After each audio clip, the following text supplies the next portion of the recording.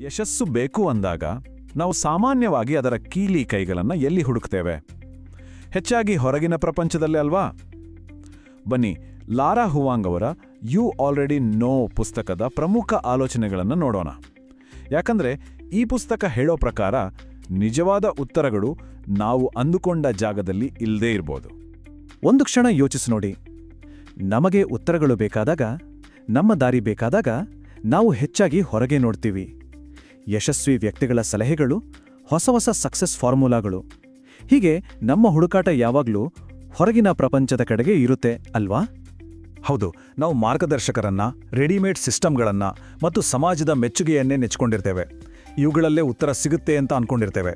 ಆದರೆ ಒಂದು ವೇಳೆ ನಾವು ಹುಡುಕ್ತಿರುವ ದಿಕ್ಕೇ ತಪ್ಪಾಗಿದ್ರೆ, ಲಾರಾ ಹುವಾಂಗ್ ಇದೇ ಪ್ರಶ್ನೆಯನ್ನು ಕೇಳ್ತಾರೆ ಮತ್ತು ನಮ್ಮ ಗಮನವನ್ನು ಸಂಪೂರ್ಣವಾಗಿ ಬೇರೆ ಕಡೆಗೆ ಸೆಳೆಯುತ್ತಾರೆ. ಮೊದಲಿಗೆ ಈ ಯಶಸ್ಸಿನ ಹುಡುಕಾಟದ ಬಗ್ಗೆ ಮಾತಾಡೋಣ.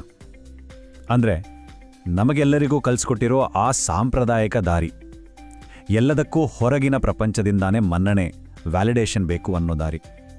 ಈ ಸಾಂಪ್ರದಾಯಿಕ ಹುಡುಕಾಟಕ್ಕೆ ಉತ್ತರವಾಗಿ ಲಾರಾ ಹುವಾಂಗ್ ಒಂದು ಅದ್ಭುತವಾದ ಆಲೋಚನೆಯನ್ನು ನಮ್ಮ ಮುಂದಿಡ್ತಾರೆ.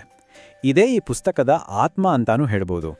ಅವ್ರು ಹೇಳ್ತಾರೆ, ನಾವು ಹೆಚ್ಚಾಗಿ ಹೊರಗೆ ಹುಡುಕುವ ಉತ್ತರಗಳು ಈಗಾಗಲೇ ನಮ್ಮೊಳಗೆ ಇವೆ. ಇದು ಸುಮ್ಮನೆ ಒಂದು ಸ್ಫೂರ್ತಿದಾಯಕ ಮಾತು ಅಷ್ಟೇ ಅಲ್ಲ, ಇದು ನಮ್ಮ ಯೋಚನಾ ಕ್ರಮವನ್ನೇ ಬದಲಿಸಬಲ್ಲ ಒಂದು ಶಕ್ತಿಶಾಲಿ ಸತ್ಯ. ಹಾಗಾದ್ರೆ ಬನ್ನಿ, ನಮ್ಮ ಗಮನವನ್ನ ಹೊರಗಿನಿಂದ ಒಳಗಡೆಗೆ ತಿರುಗಿಸೋಣ. ನಮ್ಮಲ್ಲಿರುವ ಸಹಜ ಸಾಮರ್ಥ್ಯಗಳ ಶಕ್ತಿ ಏನು ಅನ್ನೋದನ್ನ ಅರಿಯೋಣ. ಇಲ್ಲಿ ಒಂದು ಇಂಟ್ರೆಸ್ಟಿಂಗ್ ವ್ಯತ್ಯಾಸ ಇದೆ, ಅದನ್ನ ಗಮನಿಸಿ. ಒಂದು ಕಡೆ ಕೌಶಲ್ಯ, ತರಬೇತಿ, ಅವಕಾಶಗಳಂತಹ ಬಾಹ್ಯ ಸಂಪನ್ಮೂಲಗಳಿವೆ.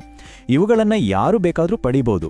ಆದರೆ ಇನ್ನೊಂದು ಕಡೆ ನಮ್ಮ ಅಂತಃಪ್ರಜ್ಞೆ, ನಮ್ಮ ಜೀವನದ ಅನುಭವಗಳು, ನಮ್ಮದೇ ಕಥೆಯಂತಹ ಆಂತರಿಕ ಶಕ್ತಿಗಳಿವೆ.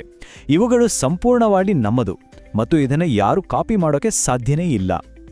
ಹಾಗಾದ್ರೆ ಈ ಆಂತರಿಕ ಜ್ಞಾನ ಅಂದ್ರೆ ಏನು?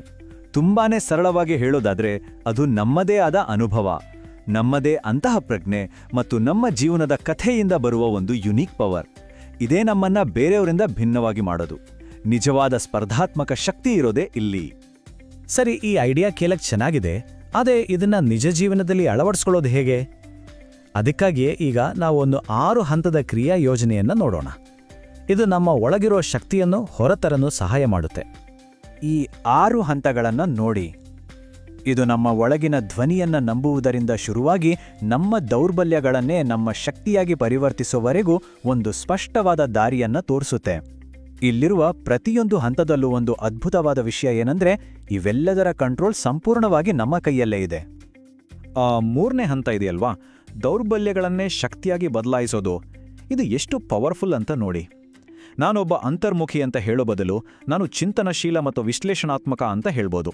ನಾನು ತುಂಬ ಸೆನ್ಸಿಟಿವ್ ಅನ್ನೋ ಬದಲು ನಾನು ಹೆಚ್ಚು ಅನುಭೂತಿಯುಳ್ಳವನು, ಅಳ್ಳು ಅಂತ ಹೇಳ್ಕೊಳ್ಬೋದು. ನನಗೆ ಅನುಭವ ಇಲ್ಲ ಅನ್ನೋ ಬದಲು ನನ್ನ ಬಳಿ ಒಂದು ಫ್ರೆಶ್ ಪರ್ಸ್ಪೆಕ್ಟಿವ್ ಇದೆ ಅಂತ ನೋಡ್ಬೋದು. ಇದು ಬರೀ ಪದಗಳ ಆಟ ಅಲ್ಲ, ಇದು ನಮ್ಮ ಗ್ರಹಿಕೆಯನ್ನೇ ಬದಲಾಯಿಸುವ ಒಂದು ಅದ್ಭುತ ತಂತ್ರ. ಹಾಗಾದ್ರೆ ನಾವು ಈಗ ಈ ವಿಶ್ಲೇಷಣೆಯ ಅಂತಿಮ ಭಾಗಕ್ಕೆ ಬಂದಿದ್ದೇವೆ. ಈ ಪುಸ್ತಕದಿಂದ ನಾವು ಕಲಿಯಬೇಕಾದ ಅತ್ಯಂತ ಪ್ರಮುಖವಾದ ಸಂದೇಶ ಏನು ಅನ್ನೋದನ್ನ ಈಗ ನೋಡೋಣ. ಇಷ್ಟೆಲ್ಲ ಮಾತಾಡಿದ್ರ ಸಾರಾಂಶ ಏನು ಗೊತ್ತಾ? ಯಶಸ್ಸಿನ ಸಾಧನಗಳು ಎಲ್ಲೋ ಹೊರಗಿಲ್ಲ, ಅವು ಈಗಾಗಲೇ ನಮ್ಮೊಳಗಿವೆ. ನಮ್ಮನ್ನು ನಾವು ನಂಬುವುದು, ನಮ್ಮದೇ ಆದ ಕಥೆಯನ್ನು ಧೈರ್ಯವಾಗಿ ಹೇಳುವುದು, ಇದಕ್ಕಿಂತ ದೊಡ್ಡ ಶಕ್ತಿ ಇನ್ನೊಂದಿಲ್ಲ. ಈ ವಿಶ್ಲೇಷಣೆಯನ್ನು ಮುಗಿಸೋಕ್ಕಿಂತ ಮೊದಲು ಒಂದು ಚಿಂತನೆಗೆ ಹಚ್ಚುವ ಪ್ರಶ್ನೆ: ನಮ್ಮಲ್ಲಿರುವ ಯಾವ ಆಂತರಿಕ ಶಕ್ತಿಯನ್ನು ಮೊದಲು ಬಳಸಿಕೊಳ್ಳಬಹುದು? ನಮ್ಮ ಅಂತಃಪ್ರಜ್ಞೆಯೇ, ನಮ್ಮ ಜೀವನದ ಕಥೆಯೇ, ಅಥವಾ ನಮ್ಮ ದೌರ್ಬಲ್ಯವನ್ನು ನಮ್ಮ ಶಕ್ತಿಯನ್ನಾಗಿ ಪರಿವರ್ತಿಸುವುದೇ? ಉತ್ತರ ನಮ್ಮೊಳಗೆ ಇದೆ.